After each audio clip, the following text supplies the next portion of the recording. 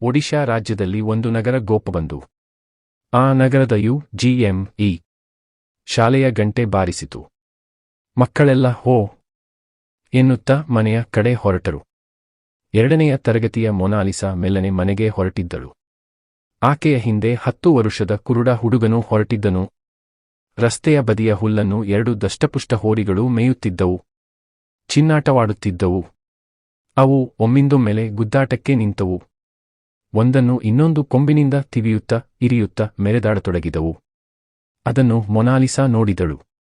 ರಸ್ತೆಯ ಬದಿಗೆ ಸಾಗುತ್ತಿರುವಾಗ ಅವು ಅವಳ ಕಡೆಗೆ ಜಿಗಿದು ಬಂದವು. ಆ ಕ್ಷಣ ಗಾಬರಿಗೊಂಡಳು. ಇನ್ನೇನು ತಿವಿಯಬೇಕೆನ್ನುವಷ್ಟರಲ್ಲಿ ಜೀವದ ಹಂಗಿಲ್ಲದೆ ಜೋರಾಗಿ ಆ ಬದಿಗೆ ಓಡಿದಳು. ಬದುಕಿದೆಯಾ ಬಡಜೀವ ಎನ್ನುವಷ್ಟರಲ್ಲಿ ಚಿಟ್ಟನೆ ಚೀರಿದ ಅಳುವ ಶಬ್ದ ಕೇಳಿತು. ಅದರ ಬೆನ್ನ ಹಿಂದೆಯೇ ನನ್ನನ್ನು ಕಾಪಾಡಿ, ಕಾಪಾಡಿ ಎಂದು ಹುಡುಗನೊಬ್ಬ ಕಿರುಚುತ್ತಿದ್ದ. ಮೊನಾಲಿಸಾ ಧ್ವನಿಯತ್ತ ಹೊರಳಿ ನೋಡಿದಳು. ಆ ಕುರುಡು ಹುಡುಗ ದನಗಳ ತಿವಿತಕ್ಕೆ ಒಳಗಾಗಿ ಬಿದ್ದಿದ್ದನು. ರಕ್ತ ಸೋರುತ್ತಿತ್ತು. ಸಹಾಯಕ್ಕಾಗಿ ಅತ್ತ ಇತ್ತ ಕೈಯಾಡಿಸುತ್ತಿದ್ದನು. ಎದ್ದು ನಿಂತರೆ ಅವನು ಆ ದನಗಳ ತುಳಿತಕ್ಕೆ ಸಿಕ್ಕುಬೀಳುತ್ತಿದ್ದ. ಅದೇ ಸಮಯಕ್ಕೆ ಆ ರಸ್ತೆಯಲ್ಲಿ 2 ಕಾರುಗಳು ವೇಗವಾಗಿ ಎದುರು ಬದುರು ಬರುತ್ತಿದ್ದವು. ಕ್ಷಣ ತಡಮಾಡಿದರೆ ಹುಡುಗ ಸಾಯುತ್ತಾನೆಂದು ಮೊನಾಲಿಸಾ ಚಿಂತಿಸಿದಳು. ಹೋರಿಗಳಿಗೆ ಹೆದರದೆ ಕಾರುಗಳಿಂದಾಗುವ ಅಪಾಯವನ್ನು ಲೆಕ್ಕಿಸದೆ ಓಡಿದಳು. ಆ ಕುರುಡ ಹುಡುಗನ ಕೈ ಹಿಡಿದಳು. ದರದರನೆ ಎಳೆದು ರಸ್ತೆಯ ಅಂಚಿಗೆ ತಂದಳು. ಆತನನ್ನು ಬದುಕಿಸಿದಳು. ತಾನು ಕುಸಿದು ಕುಳಿತಳು. ರಸ್ತೆಯಲ್ಲಿ ಸಾಗುತ್ತಿದ್ದ ಕಾರಿನವನು ಇದನ್ನೆಲ್ಲ ನೋಡಿದ. ಅವನು ತನಗೇನೂ ಸಂಬಂಧವಿಲ್ಲದಂತೆ ಹೊರಟು ಹೋದನು. ಇನ್ನೊಬ್ಬ ಕಾರಿನ ಚಾಲಕ ಕಾರನ್ನು ನಿಲ್ಲಿಸಿದ. ಆ ದನಗಳನ್ನು ಓಡಿಸಿದ. ಬಿದ್ದ ಮಗುವನ್ನು ಎಬ್ಬಿಸಿದ. ಕಾರಿನಲ್ಲಿದ್ದ ಪ್ರಥಮ ಚಿಕಿತ್ಸೆಯ ಪೆಟ್ಟಿಗೆ ತೆಗೆದ. ರಕ್ತ ಒಸರುತ್ತಿದ್ದ ಕಾಲನ್ನು ಡೆಟಾಲಿನಿಂದ ಒರೆಸಿದ. ಬ್ಯಾಂಡೇಜ್ ಕಟ್ಟಿದ. ಥರಥರನೆ ನಡುಗುತ್ತಿದ್ದ ಕುರುಡು ಹುಡುಗನಿಗೆ ಸಮಾಧಾನ ಹೇಳಿದನು. ಮೊನಾಲಿಸಾಳನ್ನು ಎಬ್ಬಿಸಿದ. ಭೇಷ್ ಮಗು, ನಿನ್ನ ಧೈರ್ಯ ಮೆಚ್ಚಿದೆನು. ನಿನ್ನ ಸಮಯ ಪ್ರಜ್ಞೆ ಒಬ್ಬ ಕುರುಡನ ಜೀವ ಉಳಿಸಿತು.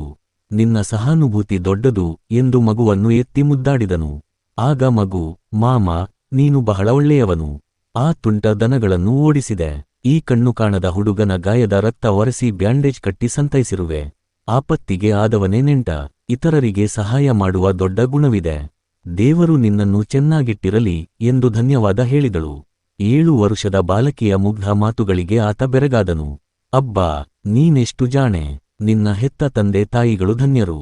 ನಿನ್ನ ಗುರುಗಳು ನಿನಗೆ ಒಳ್ಳೆಯ ಶಿಕ್ಷಣ ನೀಡಿದ್ದಾರೆ. ಪರರ ನೋವನ್ನು ತನ್ನ ನೋವೆಂದು ತಿಳಿಯುವ ನಿನ್ನ ಭಾವನೆ ಮೆಚ್ಚುವಂತಹದ್ದು. ನಿನ್ನ ಭವಿಷ್ಯ ಬೆಳಗಲಿ ಎಂದನು. ಅಷ್ಟರಲ್ಲಿ 10 ಜನ ಸೇರಿದರು. ಈ ಸುದ್ದಿ ಊರ ತುಂಬಾ ಹರಡಿತು. ಸಂಘ ಸಂಸ್ಥೆಗಳು ಸಾರ್ವಜನಿಕರು ಶಾಲೆಗೆ ಬಂದರು. ಅವಳಿಗೆ ಬಹುಮಾನ ನೀಡಿ ಸನ್ಮಾನಿಸಿದರು. ಅವಳ ಸಾಹಸವನ್ನು ಸೂಚನಾ ಫಲಕದ ಮೇಲೆ ಪ್ರಕಟಿಸಿದರು. ಮುಖ್ಯೋಪಾಧ್ಯಾಯರು ಚಿತ್ರಸಹಿತ ವಿವರಣೆ ನೀಡಿದರು. ಜಿಲ್ಲಾಧಿಕಾರಿಗಳು ಶಾಲೆಗೆ ಬಂದು ಮಗುವನ್ನು ಅಭಿನಂದಿಸಿದರು. ದಯವೇ ಧರ್ಮದ ಮೂಲ ಎಂದರು. ಅವಳ ಮಾನವೀಯತೆ ಹಾಗೂ ಸಹಾನುಭೂತಿಯನ್ನು ಹೊಗಳಿದರು. ಧೈರ್ಯ ಸಾಹಸಗಳೇ ಗೆಲುವಿನ ಮೆಟ್ಟಿಲು ಎಂದರು. ಅಬ್ದುಲ್ ಹಮೀದನ ಸಾಹಸದ ಕಥೆ ನೆನಪಿಸಿದರು. ಮಕ್ಕಳೆಲ್ಲರೂ ಖುಷಿಪಟ್ಟು ಚಪ್ಪಾಳೆ ತಟ್ಟಿದರು. ಎಲ್ಲರಿಗೂ ಸಿಹಿ ಹಂಚಿದರು. ಒಡಿಶಾ ರಾಜ್ಯ ಸರ್ಕಾರದ ಮಕ್ಕಳ ಕಲ್ಯಾಣ ಮಂಡಳಿ ಆಕೆಯನ್ನು ಗೌರವಿಸಿತು. ಅಪ್ರತಿಮ ಸಾಹಸಿಗಳಿಗೆ ಮೀಸಲಾದ ಗೀತಾ ಚೋಪ್ರಾ ಪ್ರಶಸ್ತಿಯನ್ನು ಭಾರತ ಸರ್ಕಾರ ನೀಡಿತು. ಶಾಲೆಯಲ್ಲಿ ಇವಳ ಹೆಸರು ಮೊನಾಲಿಸಾದೇವಿ. ಇವಳು ಭುವನೇಶ್ವರದವಳು. ಈಕೆಯ ತಂದೆ ದಿಜರಾಜ ಮಲ್ಲಿಕ್. ಇವಳು ದಿನಾಂಕ ಜುಲೈ 25, 1980ರಲ್ಲಿ ಜನಿಸಿದಳು. ಈ ಘಟನೆಯು 1987 ಜನವರಿ 16ರಂದು ಜರುಗಿತು. ಆಗ ಅವಳು ಯು.ಜಿ.ಎಂ.ಇ. ಶಾಲೆಯ 2ನೆಯ ತರಗತಿಯ ವಿದ್ಯಾರ್ಥಿನಿ. ಇವಳು ನೃತ್ಯ ಹಾಗೂ ಸಂಗೀತದಲ್ಲಿ ನಿಪುಣೆ. ಭಾರತ-ಜಪಾನ್ ಮೈತ್ರಿ ಸಂಘದ ವಾರ್ಷಿಕೋತ್ಸವದ ನೃತ್ಯ ಕಾರ್ಯಕ್ರಮದಲ್ಲಿ ಭಾಗವಹಿಸಿದಳು.